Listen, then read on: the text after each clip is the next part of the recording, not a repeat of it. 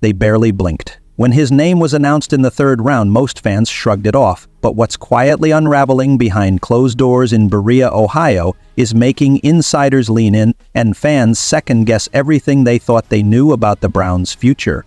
This is a fan base that's seen names inked in bold Sharpie, only to fade faster than autumn leaves in an unforgiving AFC North wind. After years of wild experiments, failed saviors, and a jersey collection that could outnumber a spelling bee's word list, you'd expect Cleveland fans to be desensitized. But this offseason, it feels different. Not louder, just sharper. More calculated, more composed, and at the center of that quiet buzz, a rookie. Pick 94 overall, Dillon Gabriel, the former Oregon signal caller, signed to a 4-year contract worth $6,200,000 0 cents. But what turned heads wasn't just the dollars. It was the deal structure. Gabriel secured a $1,160,000 0 cent signing bonus, his only guaranteed money, while negotiating escalating roster bonuses for training camps in 2026 through 2028. Translation? He's betting on himself. And the Browns are quietly placing chips on the table too. Sources close to the team say Gabriel is digesting Kevin Stefanski's notoriously intricate offense like he's been fluent in it since grade school. While most rookies spend June struggling with the basics, Gabriel has been orchestrating traffic, showing composure and control that's catching serious attention inside team walls. Not with viral trick throws or Instagram flash, but with a quiet authority that commands respect from veterans and coaches alike. And in Cleveland, that kind of respect is rarely handed out, especially in a room with names like Joe Flacco and Kenny Pickett. But Gabriel, he's not just in the room. He's starting to own the space. The coaching staff hasn't said it publicly, not yet, but actions speak louder than press conferences. Should the Browns seriously consider handing him the keys over Pickett or Flacco? Drop your take in the comments and hit subscribe because the Gabriel era might be arriving faster than anyone imagined. Breaking news rumors are swirling, tensions are brewing, and the Browns' quarterback room has transformed into the epicenter of one of the league's most compelling storylines. This isn't just a battle for QB1, it's a war for the soul of the franchise. As the regular season inches closer, all eyes are on the drama unfolding in training camp. With a mix of hungry rookies, seasoned veterans, and even a Super Bowl champion in the mix, the stakes couldn't be higher. Don't take lack of reps as a sign of failure. See it as a call to readiness. When your time comes, you've got to be warm, locked in, and prepared to deliver, because once you're on the field, no one cares how many reps you had. They only care about what you do. You know your pedigree, you know who you are, but you've got to stay disciplined too. Now, let's address the elephant in the room, the speeding tickets. Is it maturity? Maybe, but let's not pretend like half of America hasn't sped before. It's not excusable, but it's not the end of the world either. And Sanders, he responded with accountability. He's done driving. He said no more. That's maturity. Are these incidents being overblown? Probably. As one commentator put it, everyone's been late. Everyone's been in a rush. But Shedeur's decision to step back and get a driver shows growth. You can criticize the mistake, but don't ignore the response. As for deeper meaning, another analyst took the psychologist's route, suggesting that the speeding might be suppressed frustration from draft day disappointments. And maybe that's true. Maybe Shedeur is trying to keep it cool on camera while emotions boil beneath the surface. But that's okay. This is the NFL. Pressure is part of the package. Anger, stress, fire, it's all fuel. And if Sanders channels it correctly, it could be the very thing that propels him to greatness, where the truth hits harder than a blindside sack. I'm your host, and today we dive into the chaotic inferno of the 2025 season, a league unraveling under the weight of scandal, incompetence, and ego.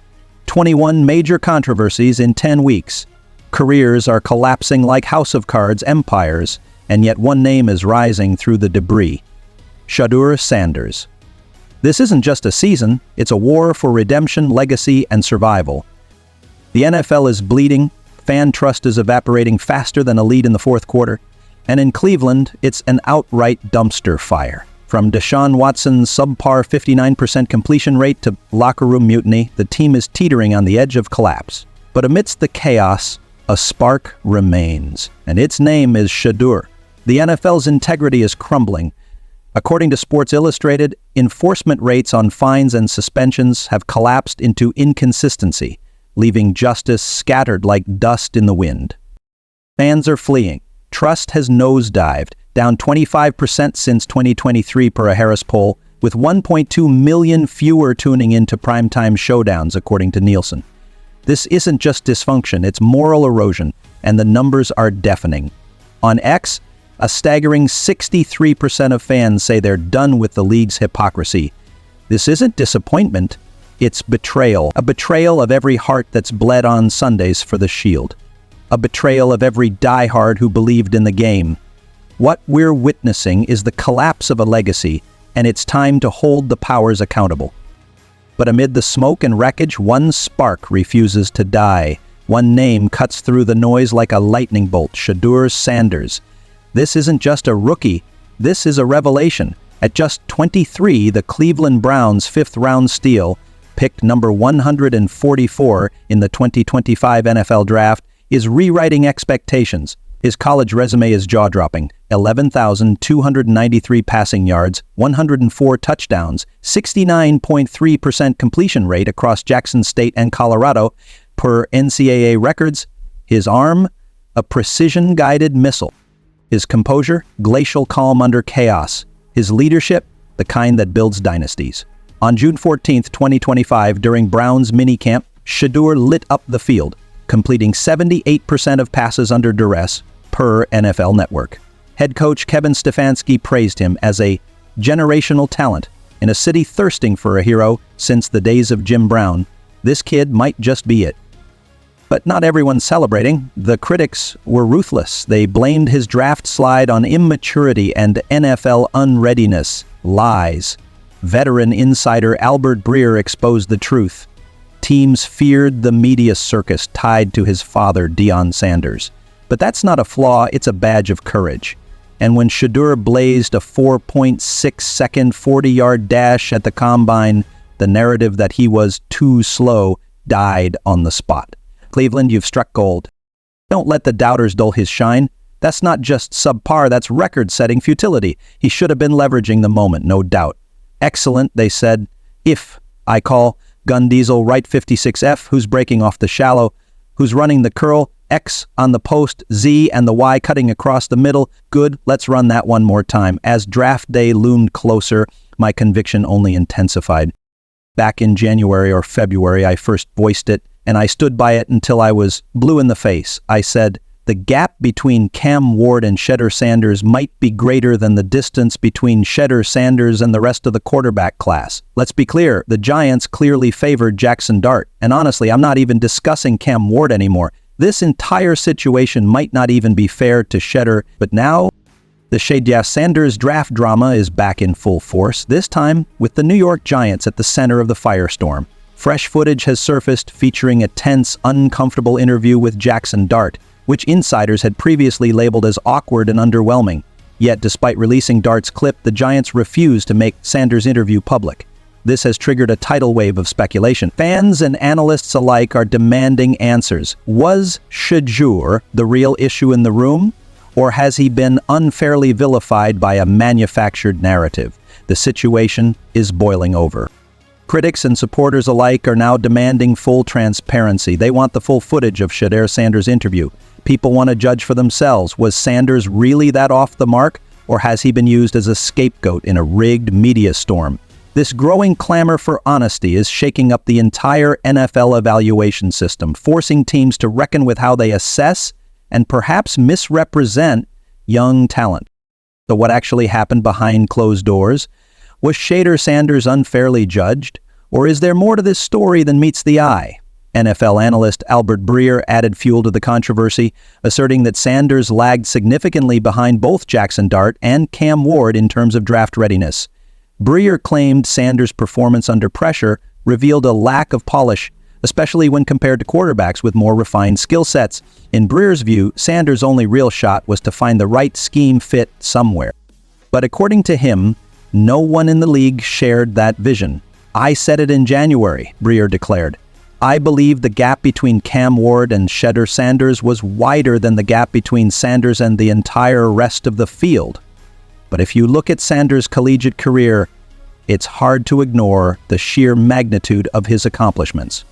While Dart and Ward flashed brilliant, Sanders carried one of the most scrutinized college programs in the country, consistently leading with poise under immense pressure. He rose to the occasion in high-stakes matchups and consistently delivered. And the stats? They don't lie. Let's break it down. Completion percentage. Sanders leads with a remarkable 74%, outpacing Dart's 69.3% and Ward's 67.2%. That kind of consistency is gold for NFL evaluators. Last year, Sanders logged 37 TDs, only 2 behind Cam Ward's 39 and significantly ahead of Dart's 29. Even without gaudy yardage, Sanders found the end zone, exactly what you want from your quarterback. Then came the storm. The Giants interview. Despite no solid evidence of any misstep from Sanders during the interview, the narrative turned against him fast. This decision won't just unify the locker room, it could fracture it if mishandled. If you've been a Browns fan for 17 plus years, show some love in the comments. Type, "Go Browns, my heart bleeds brown and orange." Let's see where the real loyalty lives. Then there's wide receiver Diontae Johnson, who's seen his fair share of elite quarterbacks and dysfunction during his career. On the Sports and Suits podcast, he dropped a subtle but powerful insight. I think they're going to roll with Kenny for now. I've been seeing Kenny running with the ones. Then Joe Flacco comes in. Simple words, but potent for those listening. Johnson sees Pickett taking the reins, not just running with the first team, but owning the huddle. And coming from a guy who's thrived alongside Pro Bowl QBs, that carries serious weight. Pickett didn't arrive in Cleveland as some washed-up journeyman. He came as a former first-rounder and Super Bowl winner who absorbed wisdom, prepared with precision, and waited for his moment. His stats with Philly weren't explosive, just efficient. One start, 25 for 42, 291 yards, 2 TDs, 1 INT. Solid, poised, and when it mattered most, Super Bowl LIX. He didn't flinch. No hero ball. Just clock management, pocket poise, and surgical control as he helped lock down a 40-22 win over the Chiefs. But the throne is far from secured. Cleveland's QB room is as stacked as it is unpredictable. Joe Flacco, the cerebral veteran, still capable of delivering when the lights are brightest. Shedeur Sanders, the electric prospect whose college tape lit up draft boards. Dillon Gabriel, the underdog with an NFL arm and a coach's trust. But there's friction beneath the surface. Sources suggest Shedeur Sanders has begun to feel unsettled. Whether it's the crowded room, Stefanski's system, or internal frustration, it's clear not all is well. The backlash snowballed, and Sanders, he reportedly didn't take it well. One team, one of the few still considering him, showed him a critical play and asked for his take. His answer? Maybe I'm not the guy for you. That's not the response you give when only a handful of teams might still believe in you, especially now, with Pittsburgh out of the running, having inked a deal with Aaron Rodgers. But Albert Breer offered a contrasting view, aiming to clear the fog. He revealed that during the Giants interview, Sanders was shown footage riddled with mistakes and tasked with identifying the flaws. But according to sources, he couldn't spot them, which frustrated him deeply. Here's the kicker. If the Giants truly set him up to fail, the Giants made Jackson Dart's interview footage public, opening the door for scrutiny and analysis. So the question remains, why hasn't Shedeur Sanders' interview been released? If every other quarterback's performance was dissected, what's being hidden in Sanders' footage? Could there be something in the video the Giants don't want the public to witness? Or is this simply a strategic move to avoid reigniting the firestorm already surrounding this controversy? As expected, critics quickly latched on to the situation, and the media wasn't far behind. Even outspoken figures like Colin Cowherd chimed in, labeling Shedeur and his family as egotistical for allegedly being too selective about his preferred draft destination. What began as quiet whispers about Sanders' interview performance soon morphed into a full-blown media spectacle, focusing more on perceived attitude issues than actual football talent. One of the most explosive moments came during a heated segment on ESPN, when Stephen A. Smith brought on former NFL MVP Cam Newton, who didn't pull any punches. Newton implied that Shedeur sometimes shrinks away from true competition, suggesting that his confidence flirts with narcissism, as if he genuinely believes the rest of the draft class isn't on his level. But if Shedeur was truly as flawed as his critics claimed, then why did someone like Colin Cowherd, one of his loudest detractors, suddenly reverse course following the Browns' OTA performances? Cowherd, who once shredded Shedeur's draft potential, is now praising him as arguably the top quarterback on the Browns roster. He even asserted that Sanders should start ahead of seasoned veteran Joe Flacco and promising rookie Dillon Gabriel. Something major is brewing in the AFC North. An undercurrent that could completely redefine the landscape and directly influence Cleveland's path back to Super Bowl glory. We're talking about a seismic power shift that may leave a division rival staggering for years to come. Before we dive into the breaking developments, if you bleed orange and brown, smash that subscribe button and become part of this passionate Browns family. Let's grow this community to 1,000 strong. Share this with your fellow dog pound diehards. Now, let's get into it. Browns Nation, there's a storm of speculation swirling around one name, Shedeur Sanders. And the real question, echoing through locker rooms and media circles, is this: is Kevin Stefanski deliberately holding him back? Could there be quiet sabotage at play behind the scenes? I've done some deep digging, and the revelations are nothing short of fascinating. This goes beyond raw talent. It speaks to the entire strategic blueprint of the Browns quarterback room and what it could mean for the franchise's future. Let's rewind. Some fans believe Stefanski is being unfairly scapegoated. Others think he's the problem. A headline even read, "Shedeur Sanders and the Cleveland Browns don't deserve Kevin Stefanski." Internal rifts like this don't just disappear, they bleed into depth charts and shape franchise-altering decisions. Meanwhile, in the front office, a seismic three-team trade rumor is making the rounds. Cleveland sends CB Greg Newsome to Chicago. In return, they get OT Braxton Jones. Miami ships Jalen Ramsey to the Bears. Yes, it's wild. But desperation breeds bold moves. With Dawan Jones regressing, Braxton could be the anchor Cleveland's line desperately needs. His 2024 PFF pass blocking grade, 80.8. And at just 26, he could be a staple for years. Every move now carries generational weight. The Browns don't just need a quarterback, they need a leader. They don't just need blockers, they need protectors of the future. And with the AFC North as dangerous as ever, time is not a luxury, it's a ticking clock. Thank you guys. See you next video.